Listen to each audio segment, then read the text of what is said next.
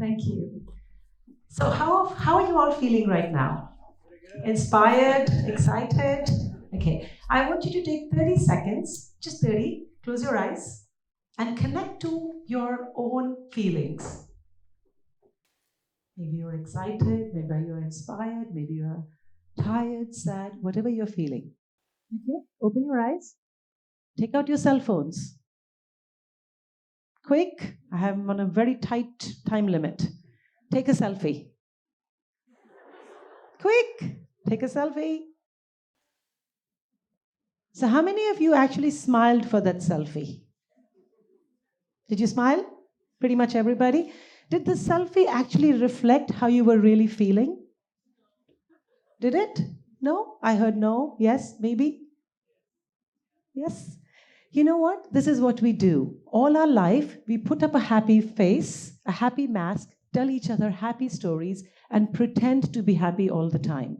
Whereas nobody knows what's going on inside of us. So if we have a physical wound, everybody can see that wound. But what about your emotional wounds? What happens to our emotional wounds?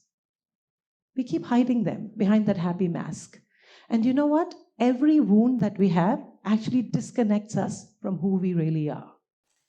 In 2001, my husband and I, we actually flew on a private plane, which was owned by my cousin, Vinny, from Columbus, Ohio to Miami.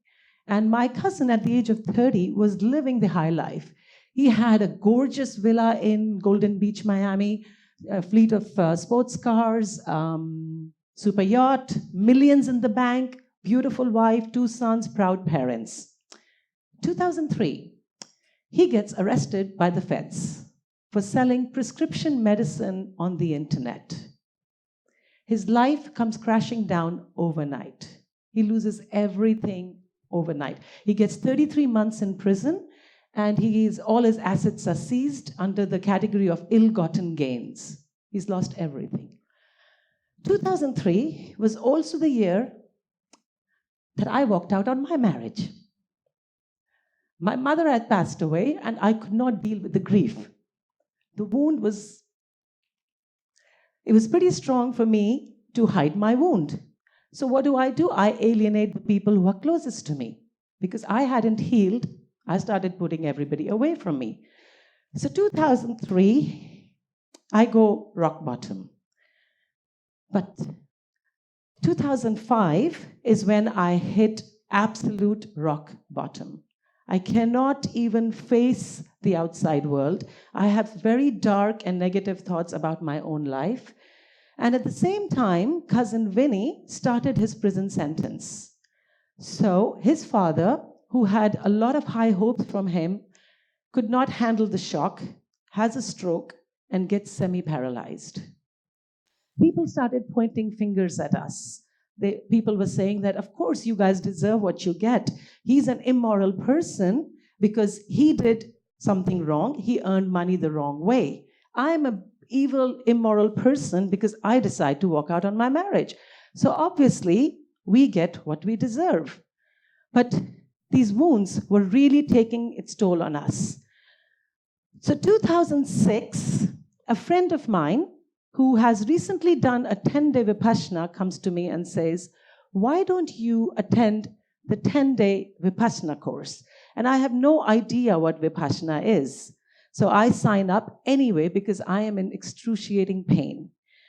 So 10 days, I go in. It was the most torturous but the most cathartic 10 days of my life. Day 1, we walk in. Everybody's standing in a line at 4 a.m. And you're asked to take a mat. We choose a mat. We sit down on our mats. And for 10 days, all we can do is watch our breath and observe our thoughts with nothing else to think. You cannot speak, you cannot talk, you cannot read, you cannot exercise. You do absolutely nothing. Just sit on the mat for 10 hours a day. I actually wanted to run away. And they actually tell you that you will try and run away on the 2nd day, the 5th day, or the 7th day. If you've crossed 7 days, you're pretty much okay. So completely disconnected from the outside world, but actually open pathways to my inner world. So my teacher actually then told me, she says, what happens when you are in so much pain? She actually showed me something. She says, this is your mind. This is actually your mind. It's very dirty. You can never see through what's going on. So if you allow it to settle down, you can actually see with clarity. Can you see? See, when this is the dirty mind, and look now, it's getting clearer.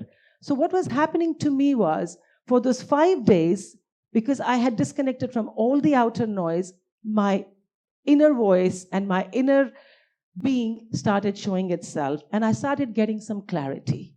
Then another thing she very interestingly told me, she says, the reason you have been lashing out to the world outside you, because you are wounded. So this pain was getting pretty unbearable, but having done 6 days, 7 days, 10 days of Vipassana, I started getting a little better.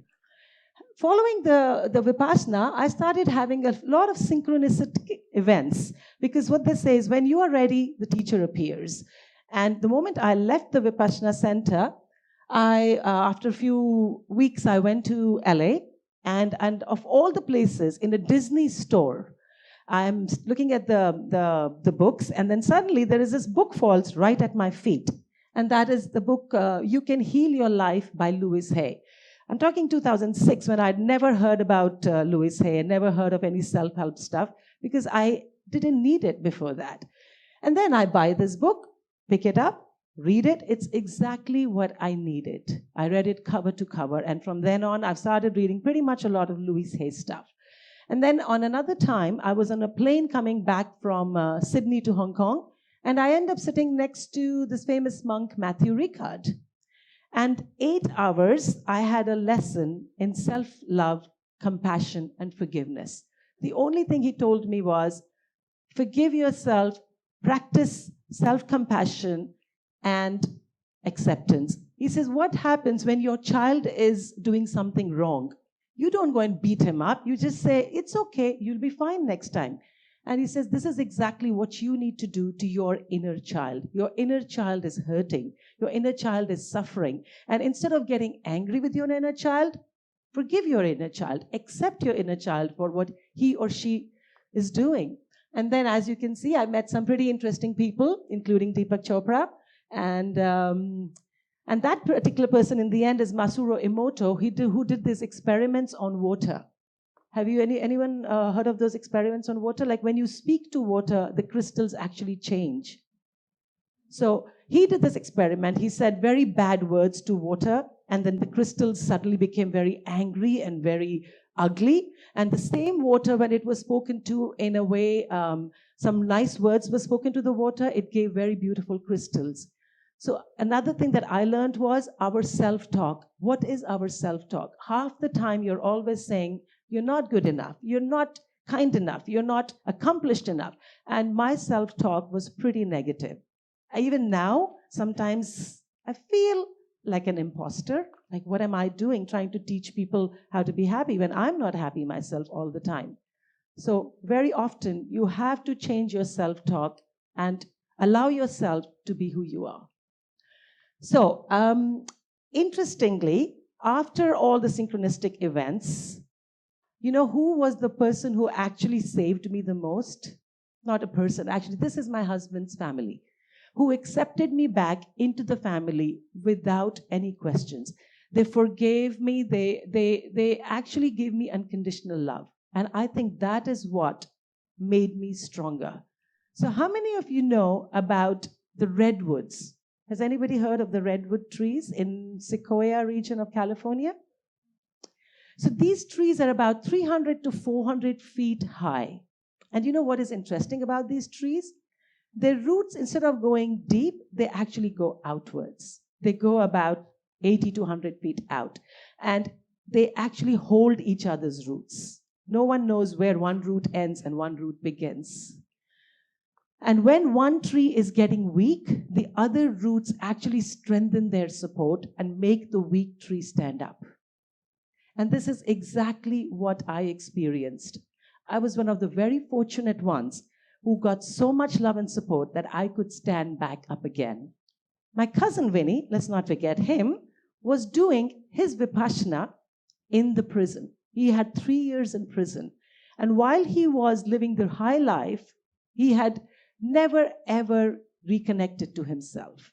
His life was all about smoking, drinking, and partying till the wee hours of the morning. And he thought by making money, he was making his parents proud. He had no idea that he didn't know what his parents actually wanted. So he presumed that having money, everything will be fine. So his day used to also start at 4 a.m. and end at 9:30 p.m. During the day, he had to clean the prison, he had to do, pretty much menial work. And he was someone who had gone from doing whatever he wanted at any time to actually asking for permission to go to the toilet from his corrections officer. His world had completely changed. But interestingly, what he told me was, prison actually saved me. His lifestyle was bringing him down drastically. In the prison, he started meditating. He started reading all the spiritual books. He started looking at, all the motivational literature. And he actually became a different person. 2007, we actually reconnected. We had actually lost connection with each other because both of us were dealing with our own pain. And when you are in pain, the last thing you want to do is meet other people. You just want to hide in the hole. So when we connected, we realized that people had been around and helped us quite a bit. So it was our turn now to give back to the world. And how do we do that? The number one way of feeling good and happy and healing is when you can share with the world what you've experienced. And when you are in pain, you can only give pain. When you are in joy, you can actually give joy. So my cousin Winnie, now he's out of the prison, and what he does is he actually mentors young entrepreneurs on their journey. He actually tries to tell them that there is no point in trying to get rich quick. You don't want to be spending 5 years or 10 years in prison if you want to get rich quick. So he's now become a mentor, and he actually helps them on their entrepreneurial journeys. And his motto is, make money while doing good in the world. And for me, as I was introduced, I opened something called the School of Happiness, which is actually something very simple. We just get together, we do workshops, and share the real meaning of happiness. Because all of us have been on this hedonistic pursuit of pleasure and more and more and more. And I've met a lot of extremely successful people who are pretty unhappy inside because they don't know what happiness actually means. So in my last few years of researching happiness, I came to the conclusion that happiness is not a pursuit. You cannot look for happiness. It's a choice. And it's not the absence of pain, but an appreciation of life.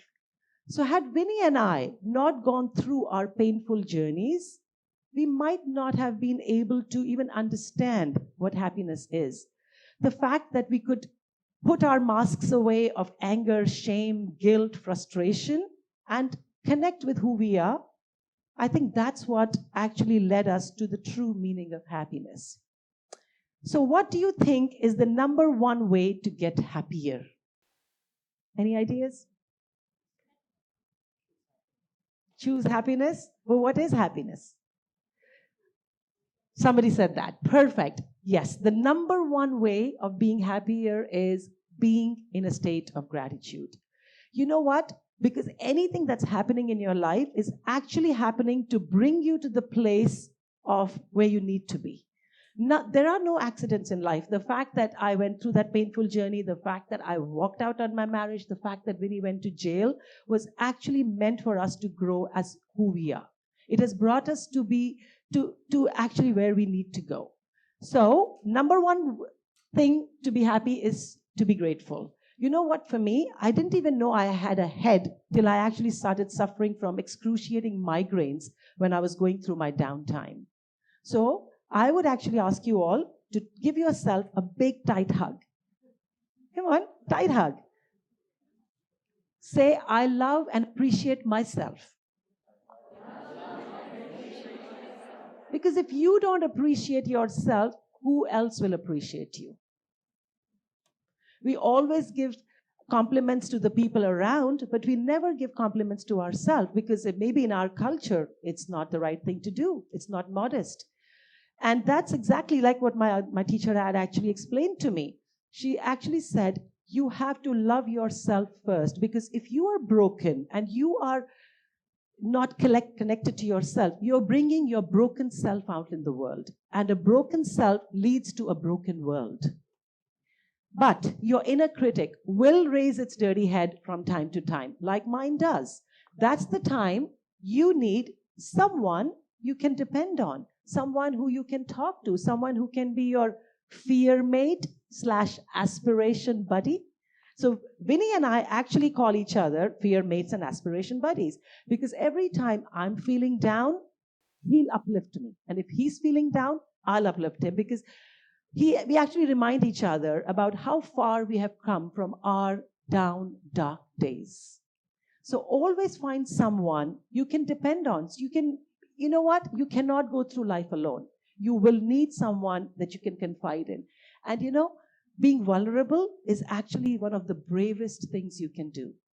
A lot of us actually hide and shy away from reaching out. But you need to let go of the masks and let yourself emerge as broken as you are. Because if once you start looking at yourself as broken, you actually start healing. You start giving yourself permission to heal.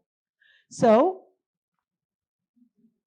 let's get rid of these masks and smile from inside.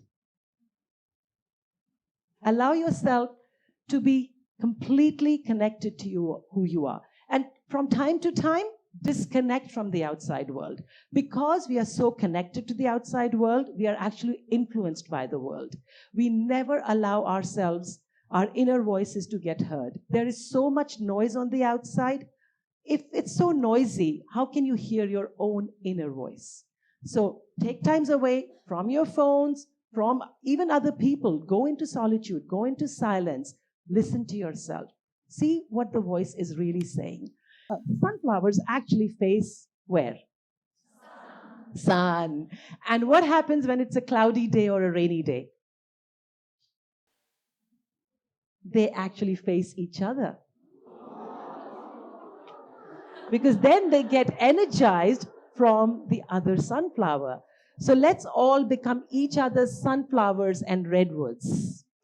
Let go of the mask, connect to who you are, and remember, the first step to a better world is a better you. Thank you.